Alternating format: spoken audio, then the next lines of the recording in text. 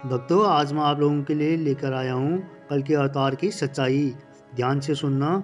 हिंदू धर्म ग्रंथों के अनुसार, विशेषकर कल की पुराण और गरुड़ पुराण में कलयुग के अंत के बारे में जो बातें लिखी गई है, वे अत्यंत विषमकारी और चेतावनी से भरी है।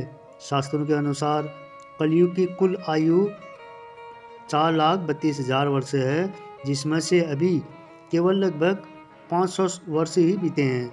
जैसे जैसे यह युग अपने अंत की ओर बढ़ेगा, धर्म और सत्य का विनाश होता जाएगा और अधर्म अपने चरम पर होगा। भक्तों, महाभारत के युद्ध के बाद जब युधिष्ठिर कलयुग के आने की चिंता में थे, तब श्री कृष्ण ने उन्हें और उनके भाइयों को वन में जाने का निर्देश दिया। वहाँ उन्होंने जो देखा वह कलयुग की सच्चाई को दर्शाता है। ध्यान से सुनना। कलयुग कैसा होगा? 2 सूंड वाला हाथी। युधिष्ठिर ने 2 सूंड वाला हाथी देखा। श्री कृष्ण ने बताया कि कलयुग के शासक दोहरी चाल चलेगी। वे बाहर से न्याय का दिखावा करेंगे, लेकिन अंदर से प्रजा का शोषण करेंगे।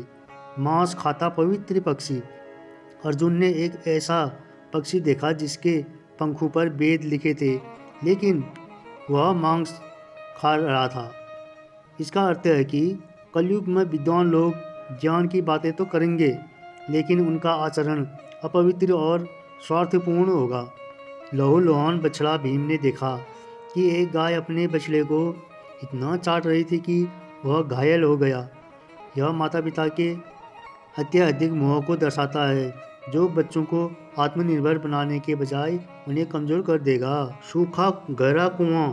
सहदेव ने देखा कि 7 कुओं में से सबसे गहरा कुआं खाली था। वह समाज में करुणा की कमी को दर्शाता है, जहां अमीर लोग अपने पास के भूखे पड़ोसी की मदद करने के बजाय अपने स्वार्थ में डूबे रहेंगे। लुढ़कती शिला और नन्हा पौधा। नकुल ने देखा कि एक विशाल शिला को एक छोटे पौधे ने रोक लिया। इसका अर्थ है कि कलयुग में धन और शक्ति काम नहीं आएगी, केवल भगवान का नाम और भक्ति ही मनुष्य को संकटों से बचा पाएगी। गरुड़ पुराण के अनुसार कलयुग के भीषण लक्षण। भगवान विष्णु ने गरुड़ जी को कलयुग के अंत के 5 प्रमुख संकेतों के बारे में बताया है।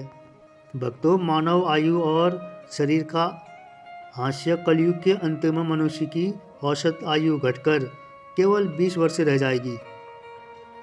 8 से 12 वर्ष की आयु में ही लोग बूढ़े दिखने लगेंगे और बीमारियां आम हो जाएगी। नैतिकता का पतन। रिश्तों की पवित्रता समाप्त हो जाएगी। विवाह केवल एक समझौता बनकर रह जाएगा और लोग धार्मिक संस्कारों, पूजा, श्राद्ध आदि से पूरी तरह विमुख हो जाएंगे। प्रकृति का विनाश। पेड़ पौधे फल देना बंद कर देंगे। लोग पूरी तरह मांसाहार पर निर्भर हो जाएंगे। गायों का सम्मान केवल उनके दूध और मांस तक सीमित रह जाएगा। जल और अन्न का संकट। वर्षा अत्यंत कम होगी, जिससे खेती ठप हो जाएगी। जो अन्न उगेगा वह बेस्वाद और पोषक तत्व से रहित होगा। सात्विक का लोभ।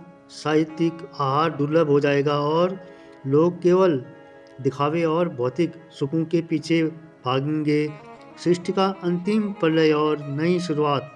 कलयुग के अंत में 7 सूर्य का उदय होगा, जिनकी प्रचंड गर्मी पूरी पृथ्वी का जल सोख लेगी और सब कुछ जलकर राख हो जाएगा।